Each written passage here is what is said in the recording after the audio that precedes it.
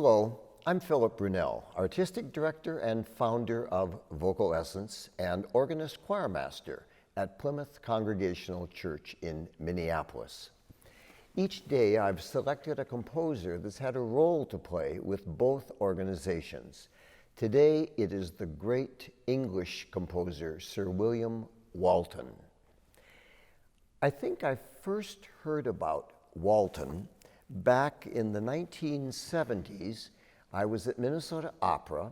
We were asked to do a concert at the old Guthrie Theater.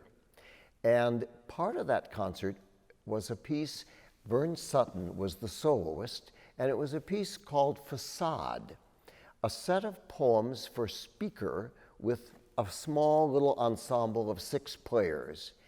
And I loved it. Wonderful patter songs. It sort of was like rap before there was rap. And the words were by Edith Sitwell. So of course I had to go find out more about her and about William Walton. I have to tell you, if you have a chance, find this original recording, which had as 2 speakers, Sir Peter Pears and Edith Sitwell. Peter Pears did all the fast songs, all the fast texts, and it was Edith Sitwell who did the more languid kind of pieces, but it's a fabulous recording. So I found out that Walton, early on, had become friends with the Sitwell family. There was Edith Sitwell, and then her brother, Osbert, and then the other brother, Sacheverell. And Sacheverell, Osbert, and Edith lived in London, and they were very wealthy, they had a big place, and they invited Walton to live there, which he did for about 15 years. At the age of 15, one of his first pieces that he composed was a piece called A Litany, words by Phineas Fletcher. And I've always been taken by it because it's wonderful, interesting harmonies around this chord, but how you get to that chord. And this is the beginning of that piece when the words were drop, drop, drop, slow tears. And you can hear that dropping.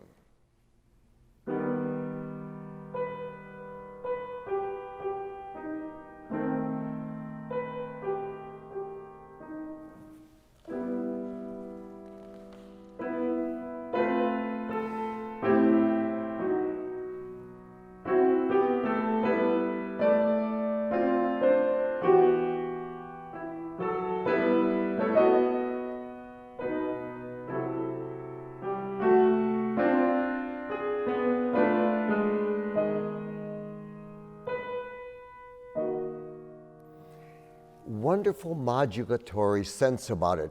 And when it comes to the very end and that theme comes back,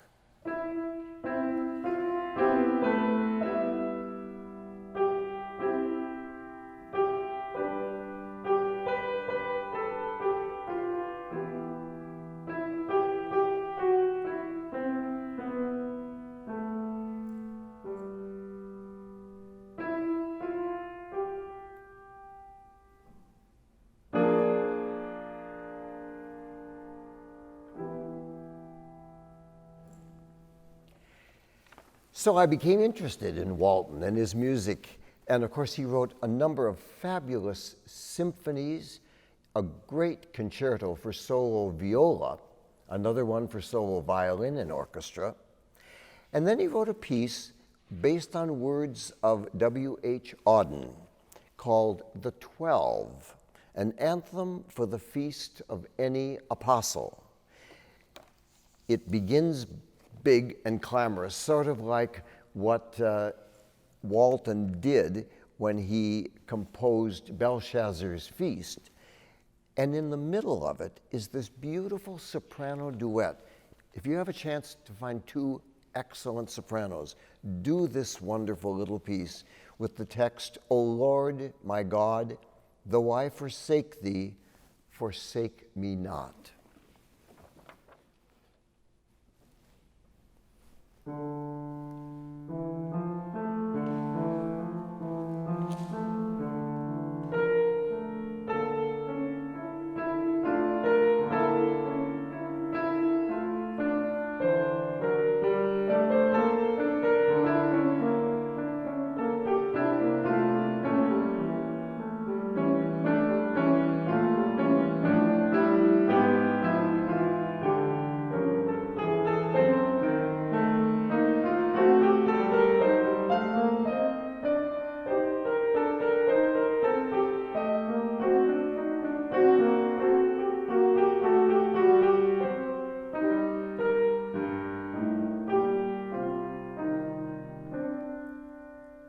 And then the other soprano comes in.